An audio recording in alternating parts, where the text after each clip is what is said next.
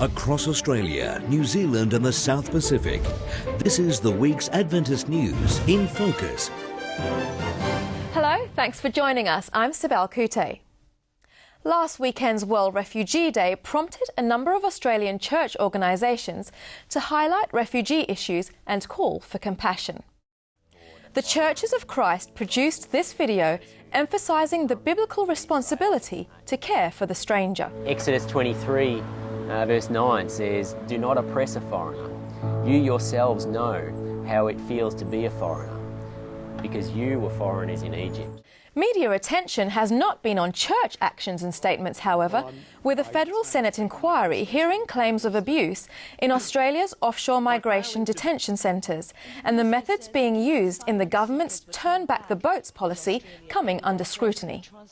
Meanwhile, the United Nations reports that there is now a record high of 60 million people around the world who are displaced by war and persecution, a situation that church-based agencies are struggling to manage. There are more displaced people in the world today than at any time since World War II, and this presents a huge challenge for aid organisations such as ADRA Australia. We need to be able to get in there and help these people and address the underlying issues that is creating these conflicts, these wars that are sending people outside of their own countries. Australian of the Year Rosie Batty has spoken out publicly on the links between family violence and alcohol and called for governments to take more effective action on the issue. Ms Batty's 11-year-old son Luke was killed by his father last year, a tragedy leading to Ms Batty becoming a campaigner against domestic violence.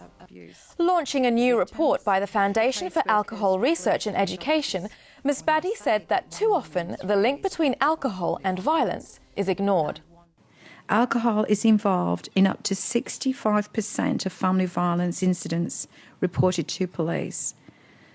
The Adventist Church is among the community groups that have expressed support for more targeted and effective action on the issue.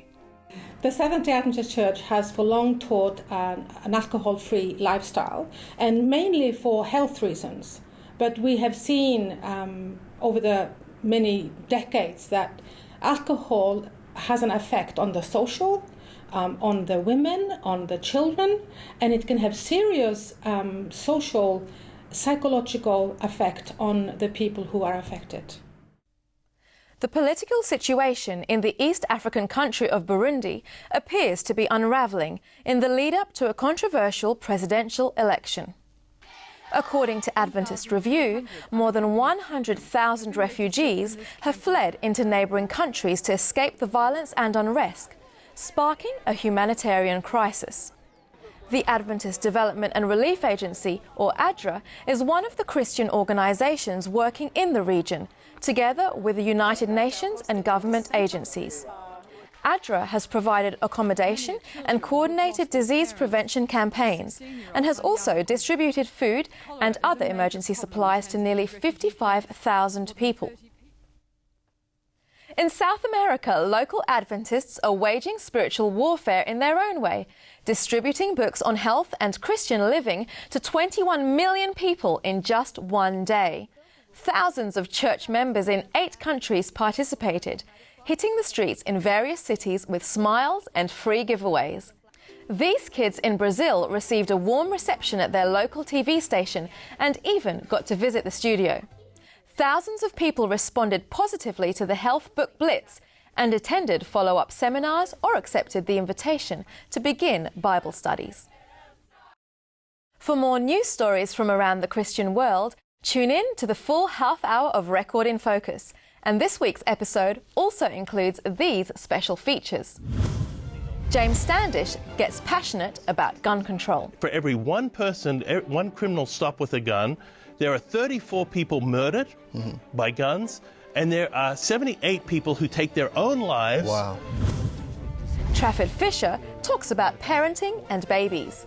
They take the nucleus out and take the nucleus also out of a healthy woman's egg, a woman's healthy egg, and insert the mother's nucleus. And we meet Johnny Murison, the horse-breaking, bull-riding, boomerang-throwing pastor.